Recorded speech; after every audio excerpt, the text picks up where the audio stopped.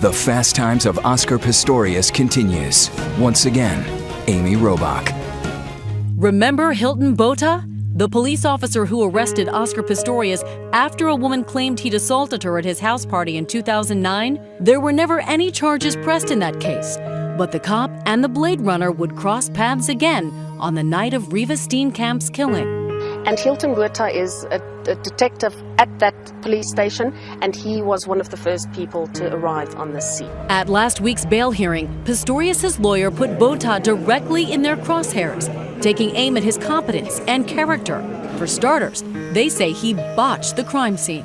He did concede that he made some mistakes. The lead policeman on the case apparently contaminated the crime scene by not wearing those booties over his shoes. How significant is that? Crime scenes are everything. Why? There's ballistic evidence, there's blood splatter evidence. It's very significant. You want to preserve the crime scene to make sure you get the best recreation as possible. And if you don't and you contaminate it, it certainly is helpful to the defense.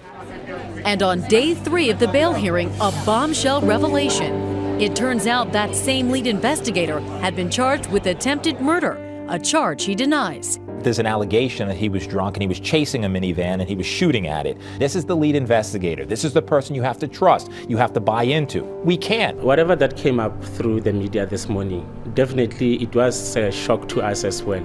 And even to us, it was new information. Botha was promptly removed from the case. This defense is likely going to have some shades of the O.J. Simpson case to it. Incompetent police officers, officers who are out to get Pistorius because of his fame maybe, certainly sloppiness at the crime scene.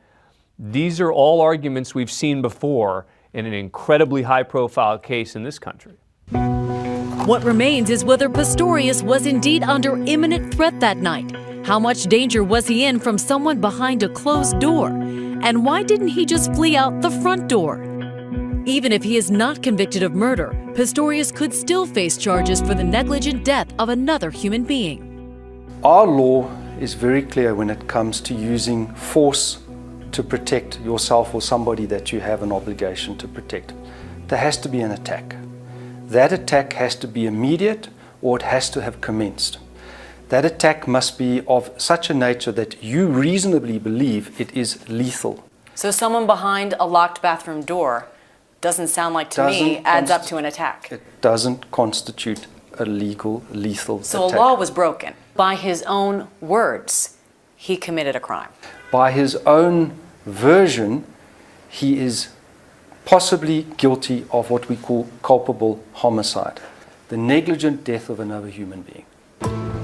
On the 4th day of the bail hearing, the judge releases Pistorius, now free until the trial.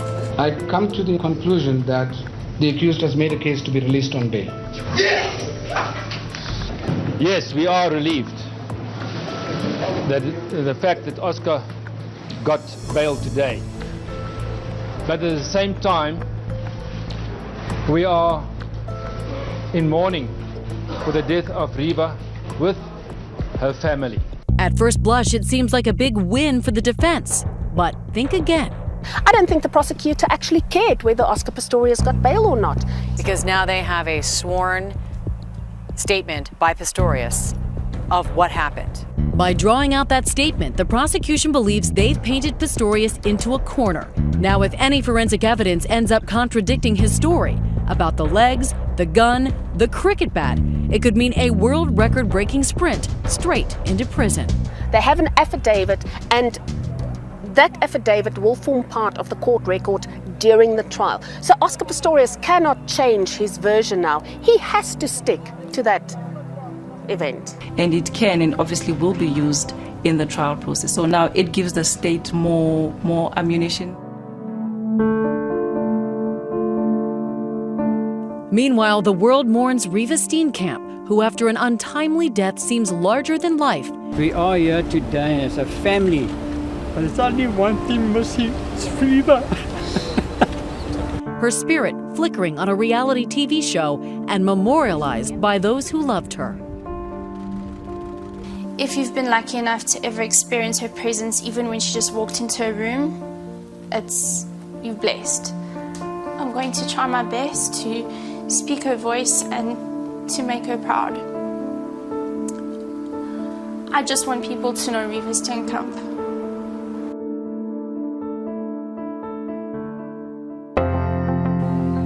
Oscar Pistorius has retreated to his uncle's house.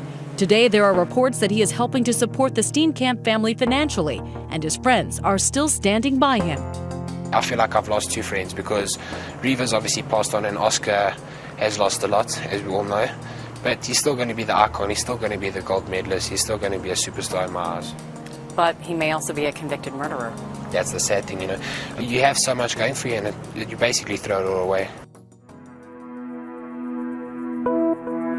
But the once revered sports star's carbon fiber blades have turned to kryptonite. The Nike ad portraying him as a bullet in the chamber seems to have backfired. Posters of him are being taken down, and even if he is cleared in the end, he will never be the same. Oscar Pistorius, as we knew him on the track, is no more. If you want to do something, you put your mind to it, and you want to do it, then you'll get it done. This story makes it crystal clear that he cannot be that person again. I'm angry because Oscar has now admitted to shooting Reeva Steenkamp, and I'm absolutely furious that he put himself in a position where he could actually do something like that. I'm angry that he has thrown away an incredible life, shattered the dreams of so many young people who looked up to him as a hero. I'm absolutely livid that Oscar Pistorius should allow himself to be in this situation. He just shouldn't even be in this position.